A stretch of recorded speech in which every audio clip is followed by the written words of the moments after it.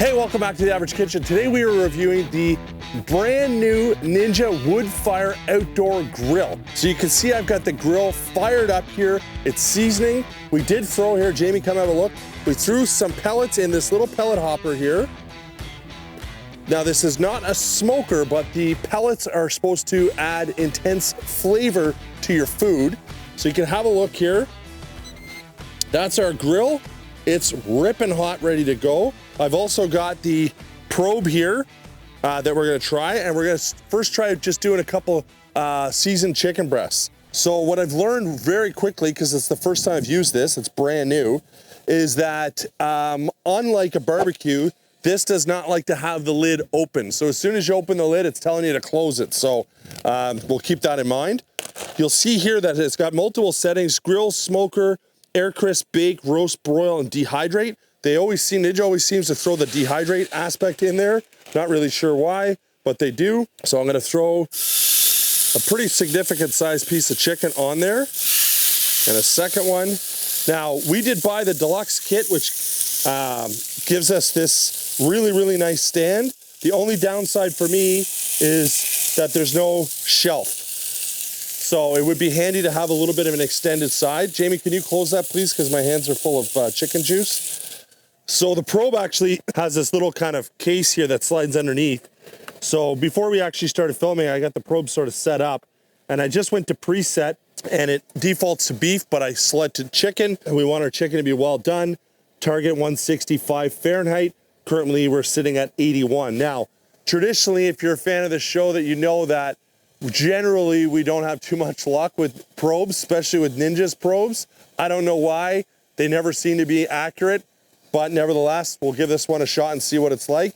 You can see very quickly here, even though the cook time hasn't been that long, maybe we'll give our chicken a flip. It seems to be quite efficient in the sense that it's cooking it quite quickly.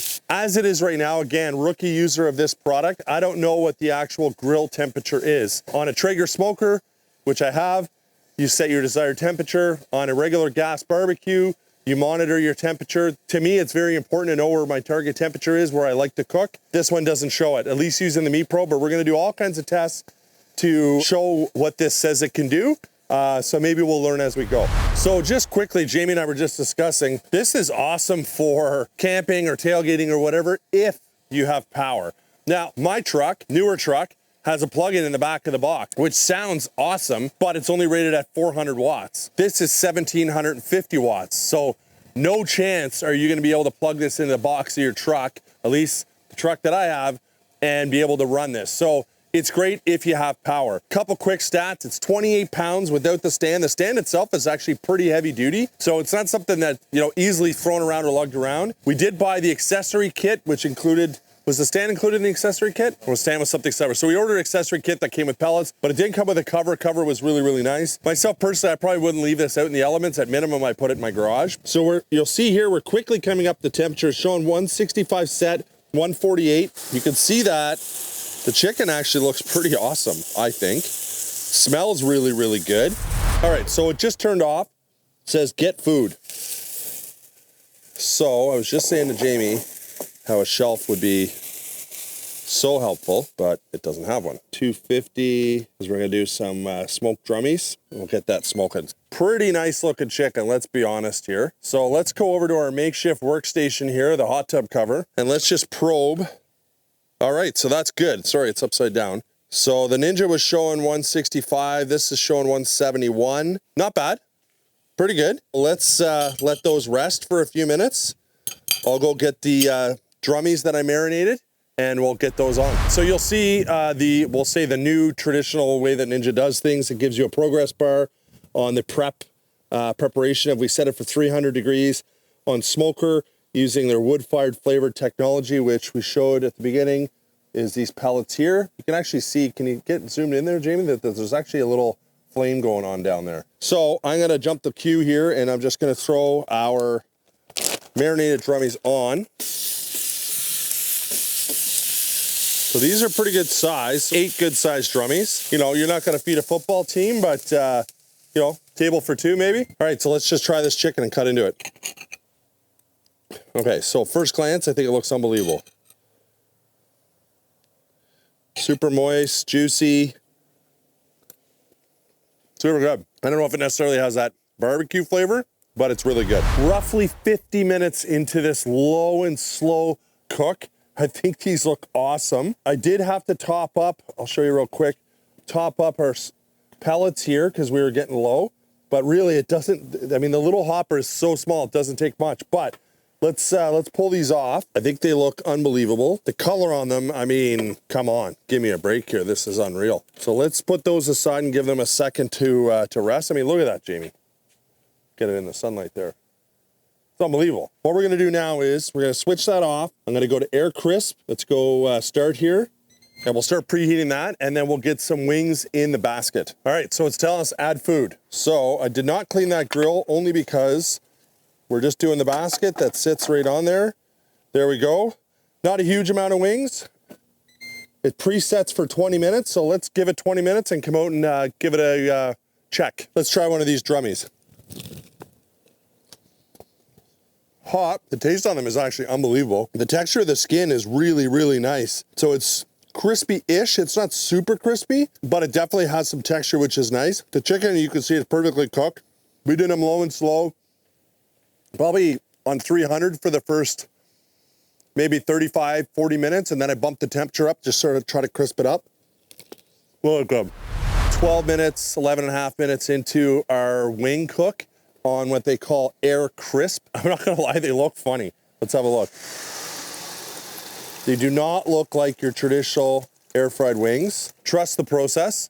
Jamie and I were just discussing that unlike most barbecues that you could just cook off whatever's there and then let it fall down to the bottom, we will have to clean this grill probably after this one. It would have been nice. I don't know why Ninja didn't. They gave you all kinds of other little things, just some sort of scraper to clean that grill. Most air fryers now, or indoor air grills that we've reviewed, have like a scraper designed specifically for that grill for scraping. This one doesn't. Don't know why. Anyway, one thing we've noticed real quick in using this. 20 seconds roughly left in this cook, or at least the initial 20 minutes. Let's have a look. Again, they just look strange. I don't know. I don't get it.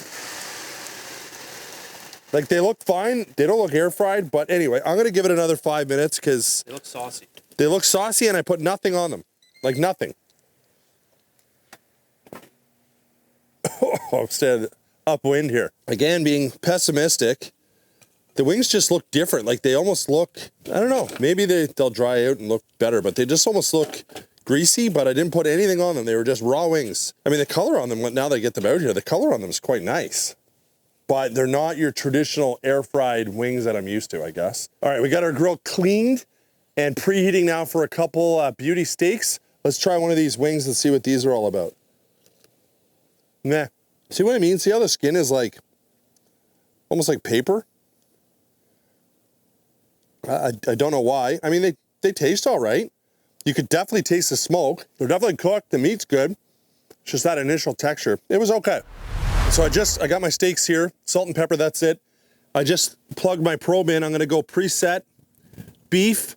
We're gonna go, let's go medium rare. So we're gonna throw in steak number 1, steak number 2. Jamie, grab that plate, please. We're gonna get our probe in.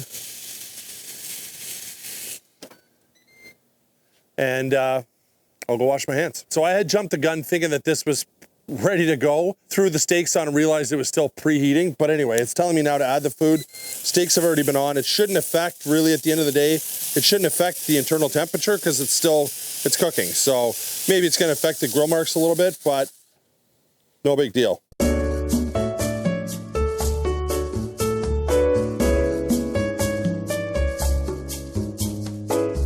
All right, so because we messed up the process a little bit here, I want to have a look. So it's only 94. I don't know what's going on with this probe. Yet again, the probe strikes again. So I'm trying to figure this out, this steak thing, okay? So we set up the meat probe, we set the grill. I thought it was ready to go. I put the steaks on, then it still showed that it was preheating, which now it's re-preheating again. It's taking a long time. I don't know. But I'm thinking in my head, okay, well, the meat probe's going to read the internal temperature of the beef. It shouldn't even matter when the steaks are done and they're cooked to the 130 to 135 internal temperature for medium rare. It's going to tell me that they're done. As soon as it says get food, I open up the lid It's basically starts keep counting, saying that it's doing a keep warm setting. I checked the internal temperature, it's 94, which is like nowhere near medium rare. Then I'm like, okay, well, let's fire up the grill again. And now we've been waiting, I don't know, 3, 4, 5 minutes. It's still preheating. Now the steaks are still on there cooking. It's certainly not like a barbecue when you get it to 400 or 450 degrees Fahrenheit and you throw your meat on and close your lid. It maintains that temperature. Now it is a small unit, but it seems like it loses all of its heat as soon as you go to flip something or add something. So learning curve maybe, I'm not sure. It's been now, I set a timer. That was just another 3 minutes. So let's just check what our internal temperature is on our steak now. Okay, so now we're over. I mean, the steaks certainly look nice, but maybe I messed that up. I don't know. 4 large burgers, some jumbo hot dogs, and now it's telling me add food. So we know for sure it's prepped, ready to go. Now these are from frozen. I'm hoping this is all gonna fit. It should just, but that's a good amount of food. All right, let's give our burgers a little flip here. Looking good. So I didn't mention it, but you can see there's a little tray here, or a little funnel. Do you see that, Jamie? Down to the drip pan that's, the grease drip pan that's underneath. So I had added a few minutes because I didn't want to get caught with this not being preheated or losing its heat because it turned off or whatever. So I'd say these are done. They only took roughly, I would say, what, Jamie, 12 minutes maybe? Yep. So the dogs look awesome. Burgers look good. Whoa, almost lost one there. I'm gonna let that cool off. I'm gonna bring this inside, let these cool off, and I'm gonna make a burger and a dog and bring it out and give it a try. Just dress this very, very simple with ketchup and mustard. To me, in Canada, that's a perfectly cooked burger. I know our US friends like to eat them sometimes a little more on the rare side. Not us. It's actually a really good burger. Do the same with this hot dog. Generally not a big hot dog guy personally. My kids love them, but for the purpose of the video, let's give it a try. It's probably raging hot. Very good Costco jumbo hot dogs. How do you go wrong? So these steaks have had lots of time to rest. So more, well, not too bad. Closer to the medium side. I'd say likely on both. Steaks was a bit of a challenge for whatever reason. Oh, this one's a little bit thicker. It's still medium. So, bit of a learning curve. I mean, let's face it, are we gonna be normally cooking steaks on that? Probably not, but you can, and I wanted to show that. So let's talk about this product. First time using it, we ordered it from the States. It was $500 or $450 US just for the unit. The whole kit that we bought was roughly $600 US, so that's like over $700 Canadian. So in my opinion, extremely expensive for what you get. I mean, you can buy a pretty high-end full-size barbecue for $1,000 Canadian. But anyway, I digress. The stand is extremely well made. The product itself seems to be very sturdy. The cooking space is pretty decent for the size of unit that it is. I wish, however, that there was more of a tilt of the grease down to this grease trap funnel, which is there's a grease trap on the back side that you can clean. So I wish more was being funneled down there. The other thing as well that you can still see that we turned this off probably 10 or 15 minutes ago. This is still smoking. I guess stupidly filled up the hopper at one point. Basically, once it catches fire, it's going until basically everything burns off. So that's something to keep in mind, that it will continue to burn until all your pellets are gone. It's a small amount of pellets. It's just, could be a safety issue. It's something you want to keep an eye on. It's extremely portable, obviously, but you're limited to having to have a power supply. So you're not going backwoods camping with this, and you're not tailgating unless you have a generator with this. Meat probe, it's our nemesis. We've had trouble with Ninja meat probes on 3 or 4 different videos that we've done. I don't know why. To me, they're pretty simple. You plug it into the machine, you plug it into the meat, it should tell you what the temperature is. I don't know why it's always a challenge. So the air fry basket had these really wide, on the large one, had the really wide channels, probably like 1/2 to 3/4 inch wide, 1/4 to 1/2 inch deep. And that's where all the grease ended up in these channels. I'm not sure, I'm sure it was obviously done on purpose. I don't really know what the design thought was on that, because then it traps the grease and then you got to try to dump it out or get rid of it rather than it going into the grease trap. So I don't really know the theory on that. The other thing is as well, and I know that they love to add these features to say it's an 8-in-1 or a 9-in-1 or a 12-in-1. Let's be honest, it's got a dehydrate setting. Is somebody going to go camping and dehydrate banana chips for 12 hours at a campsite? I would say no. So I don't know why you would add a dehydrator to this. Baking, are you going to go camping? Or are you going to go tailgating and bake muffins?